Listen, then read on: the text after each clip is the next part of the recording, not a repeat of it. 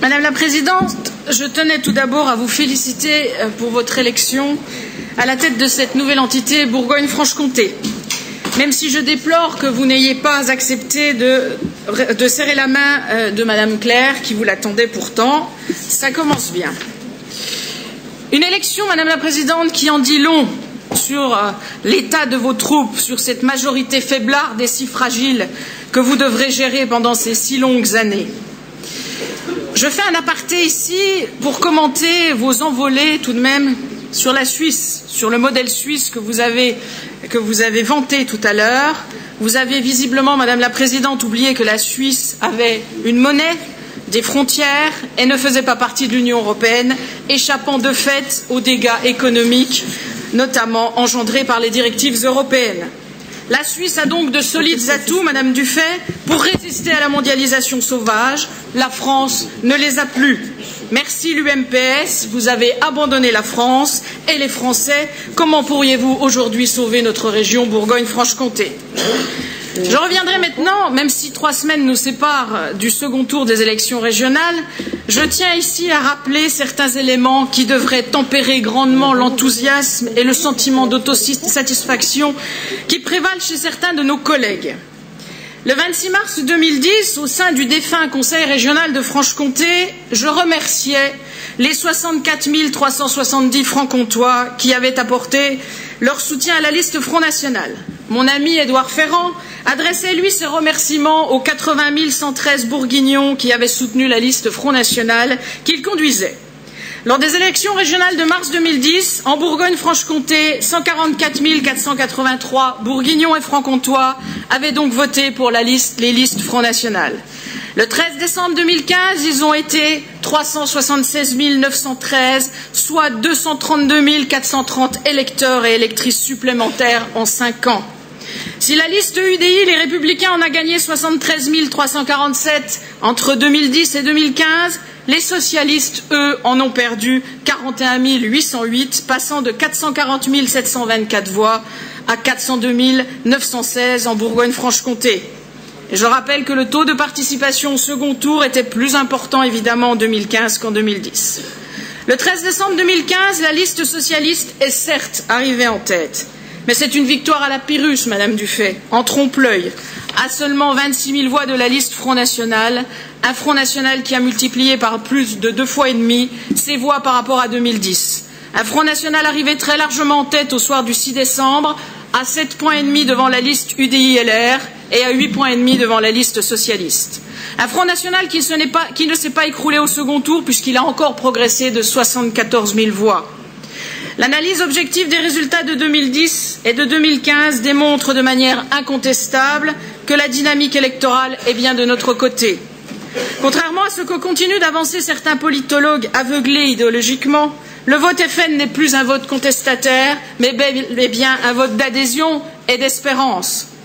Grâce à ces excellents résultats, 24 élus FN siègent désormais au sein du nouveau Conseil régional de Bourgogne-Franche-Comté. L'UDI-LR n'en obtenant que 25. Avec 2 groupes, on ne sait pas, visiblement non, ils se sont rabibochés. Entre-temps, ils ont rengainé les couteaux en attendant les ressortir peut-être au moment des élections présidentielles ou des primaires, peut-être, on ne sait pas. Nous suivrons ça, bien sûr, avec intérêt. En 2010, Joyandet et Sauvadet avaient donc démissionné dans la foulée de leur élection au Conseil régional de Franche-Comté et de Bourgogne, vexés d'avoir été battus. Cette fois, s'ils restent, rassurez-vous, c'est uniquement parce qu'ils se détestent et que l'un ne veut rien céder à l'autre. Pensez donc, Joyandet, les Républicains, a dû laisser en pleine campagne la tête de liste régionale à un UDI qui a perdu. Bonjour l'ambiance dans les rangs de l'UDI, les Républicains.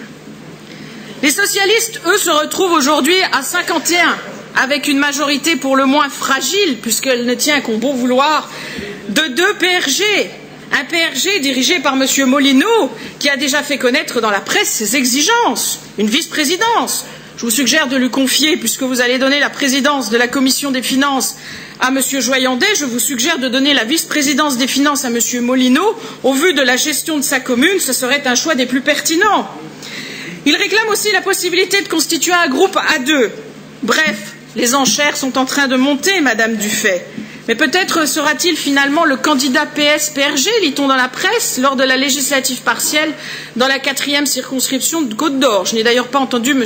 Sauvadet annoncer qu'il avait démissionné.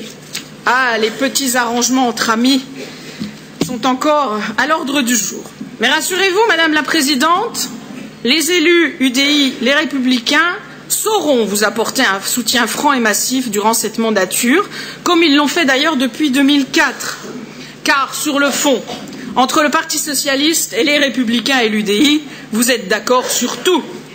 Soumission totale aux diktats de l'Union européenne, immigrationnisme, ultralibéralisme, communautarisme, et j'en passe. Vous n'aurez donc, Madame Dufay, qu'une seule véritable opposition en face de vous, le groupe Les Patriotes Front National. Avec cette fois une différence de taille, 24 élus qui feront entendre haut et fort la voix du peuple français. Nous rappellerons chaque fois ici les propositions que nous avons faites durant cette campagne régionale. En termes de marché public, Madame la Présidente, nous insisterons sur le fait que vous devez absolument instaurer dans les marchés publics régionaux des clauses environnementales, des clauses de cohésion territoriale et des clauses sociales afin de protéger nos emplois et nos entreprises. Nous insisterons aussi sur l'adéquation évidente qui doit avoir lieu entre les offres de formation professionnelle et les besoins réels de nos entreprises. Nous sommes ici aussi pour défendre le soutien à nos entreprises, à nos PME, PMI, TPE qui sont, elles, les seules créatrices d'emplois. Nous sommes aussi ici pour défendre le maintien des services publics dans les zones rurales qui vont déjà avoir à souffrir de cette fusion.